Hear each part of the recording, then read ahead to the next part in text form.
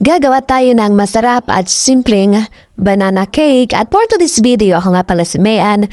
Tara at samahan niyo akong gumawa ng masarap na banana cake. Ayan guys, napakaganda ng aking nagawang banana. Ayan, meron tayo ditong 7 na saging. Ayan, lakat na ata itong nabili ko. Ayan, mas masarap. Mas maganda pag maraming saging, mas masarap. Ayan guys, i-mash natin gamit ang ating tinidor. Tapos ayan guys, pag ganyan na yung ating saging, lagyan natin yan ng 2 egg. So ayan, tapos haluin natin syempre. Ayan, after nyan guys, lagyan din po natin ng vanilla essence para mabango ang ating banana cake. So ayan, tapos lagyan natin ng sugar, half bowl of sugar. Ayan, bahala kayo. Bahala kayo kung ilan ang sugar na ilalagay nyo. Tapos lagyan din natin ng powdered milk para mas marinam ang ating banana cake. Tapos lagyan natin ng 1 teaspoon of baking soda and 1 teaspoon of baking powder. Ayan, haluin natin.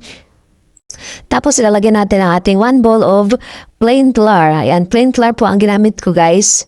Ayan, haluin natin itong tapos lagyan din pala natin ng fresh milk. Dahil wala akong nabiling gatas, kaya pinakilman ko yung gatas ni Bossing. Yung kanyang fresh milk. Ayan, haluin natin.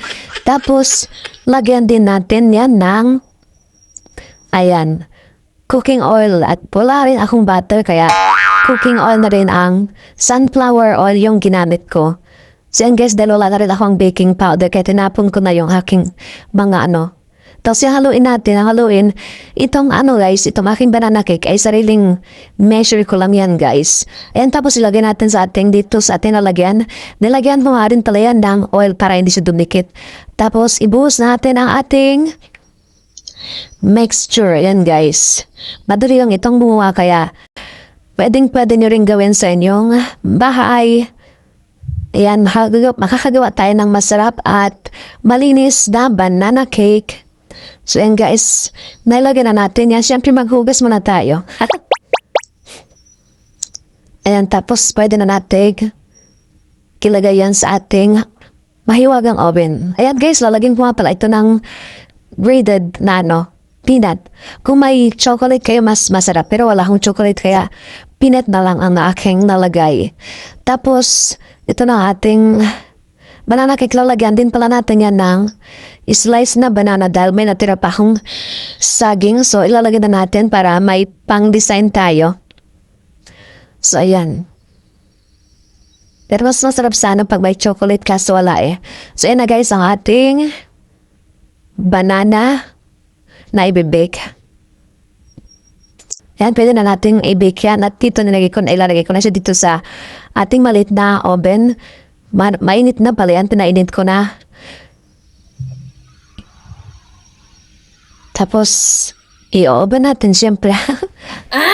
So, ayan, nilagay ko nga lang pala siya sa low heat para hindi siya masunog. 160 lang ata yung pinanglagay ko. Tapos yan, sisilipin natin guys. Ang ating banana cake medyo umalsa-alsa na siya.